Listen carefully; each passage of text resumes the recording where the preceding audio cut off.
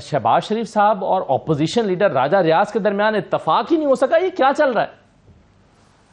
बिस्मिल्लाह रहमान रहीम। देखें, ऐसा नहीं है कि इत्तेफाक नहीं हो सका।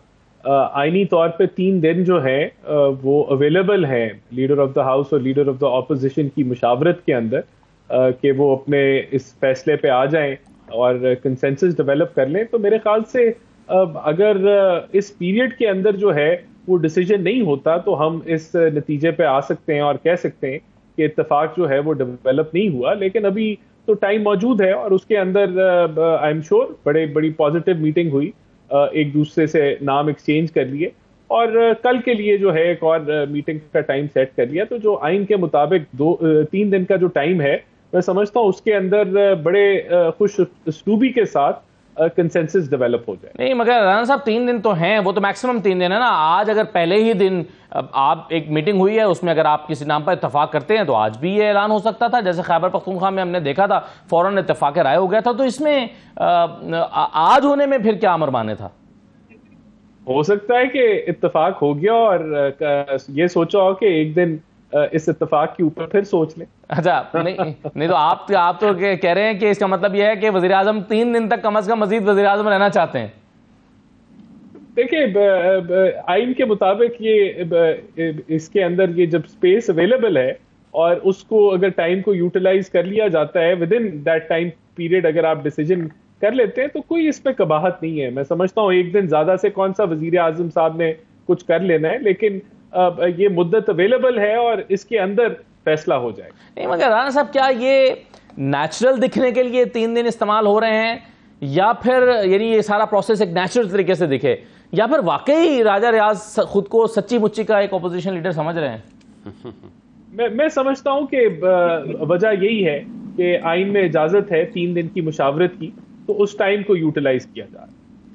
सही है, लेकिन आपको इस बात पर क्या हैरत होगी कि एक ऐसा ऑपोजिशन लीडर जिसने नून लीग के टिकट से इलेक्शन लड़ना है और इस बात का वो ऐलान कर चुके हैं, तो और उनके साथ ही ऑपोजिशन लीडर के लिए मुशावरत हो रही है, ये कोई थोड़ी सी हैरत की बात पार्लिमानी सिस्टम में है या नहीं है? देखिए, ये तो अब उनके ज़र्फ की बात है। उनको अल्लाह ताला ने एक जिम्मेदारी दी, ऑपोजिशन लीडर बनाया, और वो कैसे ऑपोजिशन लीडर माने जाएंगे, जाने जाएंगे, वो तो अपने अमाल से है और पूरी कौम उनको जज करेगी इसके ऊपर। बाकी वो किस पार्टी में बाद में जाते हैं, नहीं जाते, ये चीज़ें फिर वक्त के साथ जो है वो वाजे हों।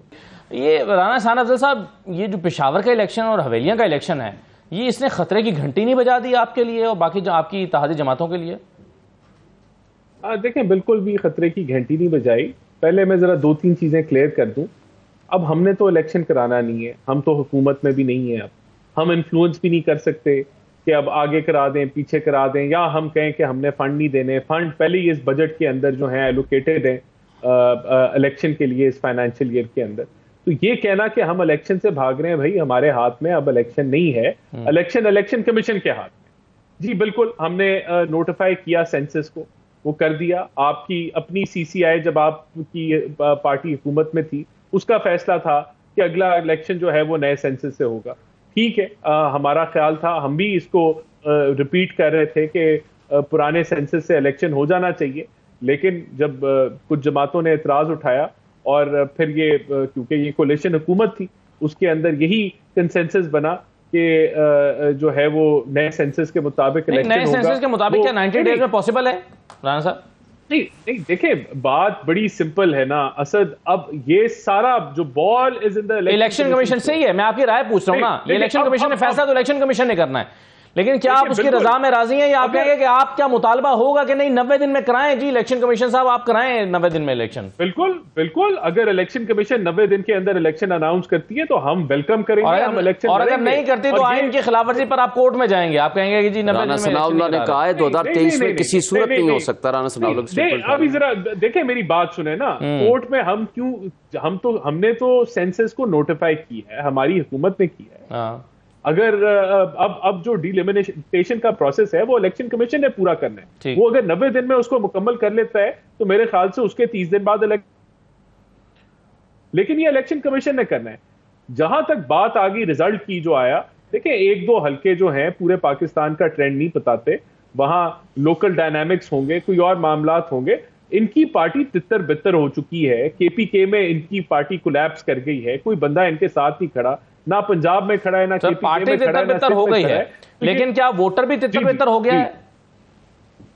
जी, तितर बितर ही हो गया वोटर, वोटर असलियत जान चुका है। और देखें जहां तक कारकर्दगी की बात है, मैं असल इसमें मैं आपको देखें, हमारी हुकूमत आखिरी दिन आखिरी हफ्ते 20 रुपए पेट्रोल की कीमत बढ़ा दी। ये ऑप्शन हमारे पास मौजूद थी कि हम 20 रुपए सस्ता कर जाते, ये ऑप्शन भी मौजूद थी कि हम बिजली सस्ती कर जाते, गैस सस्ती कर जाते, फील गुड फैक्टर दे जाते कि ये ले जी, जाते जाते हमने अवाम को रिलीफ दे दिया है। जो इन्होंने किया, जो पीटीआई ने जाते हुए किया, लेकिन मुल्क को माछी दलदल में फेंक गए, आईएमएफ का मुआहदा फाड़ के डस्टबिन में फेंक गए। लेकिन हमने वो फैसले किए जो मुल्क के मफाद में थे, आम आदमी की अगर शॉर्ट टर्म मफाद में नहीं थे तो लॉन्ग टर्म मफाद में थे, लेकिन वो पॉपुलर नहीं थे।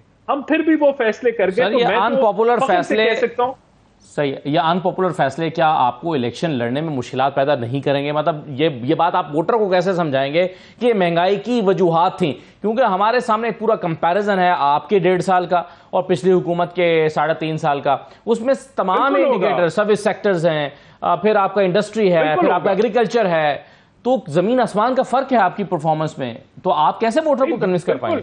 देखिए, जो ये अवाम को जिस तरह अभी मैं यहां बता रहा हूं, उसी तरह हम गली गली मोहल्ले मोहल्ले में जाके बताएंगे कि हम चाल चल सकते थे इस मुल्क की इकोनॉमी के साथ, हम फील गुड फैक्टर दे सकते थे, हम सियासत कर सकते थे, लेकिन हमने रियासत को बचाया। और वहां दूसरी तरफ एक ऐसा आदमी है जो झूठ की बुनियाद के ऊपर नफरत के बीज बोता रहा, जिसने 9 मई किया, जिसने आग लगा दी। तो ये चीजें अवाम समझेगी। अवाम बेवकूफ नहीं है, अवाम शऊर रखती है, उसको पता है कि क्या हुआ इस मुल्क के साथ, क्या साजिशें रची गई, किस तरह आईएमएफ को खत लिखे गए, सारे मामला जो हैं मेरे ख्याल से। और फिर देखें, ये 1.25 साल जो है, ये कोई इसके अंदर ना आप नई पॉलिसीज अनाउंस करके ना आप उनके नतायज ले सकते। ये एक फायर फाइटिंग का वक्त था, हमने फायर फाइटिंग की, मुल्क को डिफॉल्ट से बचाया, मनूवर किया। अब कुछ इन्होंने फिगर्स दिए हैं, लेकिन अगर आप ऐड कर लें, इंडस्ट्रियल ग्रोथ जो है वो 7.1% से -2 पे आप ले गए, लार्ज स्केल मैन्युफैक्चरिंग आपको 10% ग्रोथ पे मिली तो -8 पर ले गए।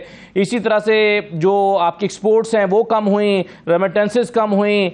तो आपका कौन सा इंडिकेटर है जो प्लस में गया है? तो आप कहते हैं कि जी हमारी मईशत बेहतर है, उनकी खराब थी, जो उनकी खराब थी, तो अगर उनकी खराब फिगर्स के साथ खराब थी तो वो तो खराब भली थी फिर।